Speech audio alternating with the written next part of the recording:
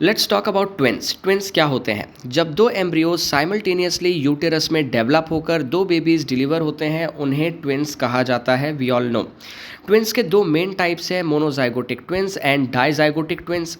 Monozygotic twins जो होते हैं वो सिंगल एम्ब्रियो से फॉर्म होते हैं। इसका मतलब एक ओसाइट एक स्पर्म फर्टिलाइजेशन करने के बाद जब जाइगोट बनता है, ये जाइगोट बनने के 8 दिन के अंदर अंदर ये ग्रुप ऑफ सेल दो डिफरेंट ग्रुप ऑफ सेल्स में ट्रांसफॉर्म हो जाता है। जब भी ऐसा होता है तो ये दोनों ग्रुप ऑफ सेल्स आगे चलकर अलग एम्ब्रियो और अलग फीटस बनाते हैं, जिससे दो अलग अलग बेबीज डेवलप होकर बॉर्न होते हैं। लेकिन ये बेबीज बनाने के लिए एक ही स्पर्म और एक ही ओसाइट यूज हुआ था, इसीलिए दोनों बेबीज आइडेंटिकल होते हैं। ना सिर्फ ये दोनों बेबीज़ आइडेंटिकल होते हैं बल्कि ये दोनों बेबीज़ का जेंडर भी ऑलवेज सेम रहेगा, विच मीन्स कि अगर एक बेबी मेल है तो दूसरा भी डेफिनेटली मेल रहेगा, क्योंकि जो स्पर्म इनके लिए यूज़ हुआ है उस स्पर्म के अंदर वाई क्रोमोसोम था और इस एक स्पर्म से ही ये दोनों बेबीज़ डेवलप हुए हैं। पर कभी कभी ऐसा होता है कि ये जो ग्रुप ऑफ सेल है ये डिवाइड होने के लिए 8 दिन के बाद अगर डिवाइड हो, ऐसे समय में ये दो group of cells completely separate नहीं हो पाते, जिसकी वजह से हाई पॉसिबिलिटी बन जाती है कंजॉइंट ट्विन्स की। आपने ज़रूर देखा होगा कंजॉइंट ट्विन्स को, जो अपने बॉडी पार्ट्स में से किसी पार्ट में से आपस में जुड़े हुए होते हैं।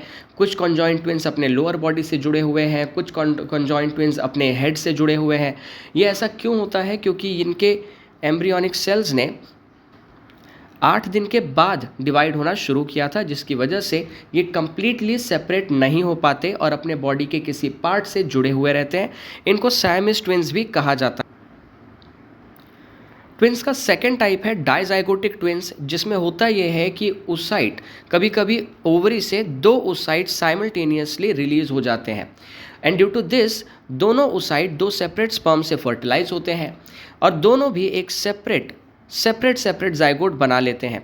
याद रखिए कि यहाँ पर दो डिफरेंट स्पर्म्स और दो डिफरेंट ओसाइट्स यूज हुए हैं, इसीलिए इससे बनने वाले बेबीज आइडेंटिकल बिल्कुल भी नहीं होते, विच मीन्स कि उनका जेंडर भी अलग अलग हो सकता है। पॉसिबल है कि इस स्पर्म के अंदर वाई क्रोमोसोम आया हो और दूसरे स्पर्म के अंदर एक्स क्रोमोसोम आया हो, जिसकी वजह से एक बेबी गर्ल और दूसरा बेबी बॉय भी पैदा हो सकता है।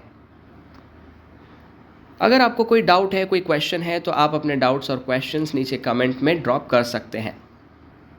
वीडियो पसंद आया हो तो वीडियो को लाइक करना ना भूलें, अपने फ्रेंड्स के साथ भी इसे ज़रूर शेयर करें और चैनल को सब्सक्राइब कर लें।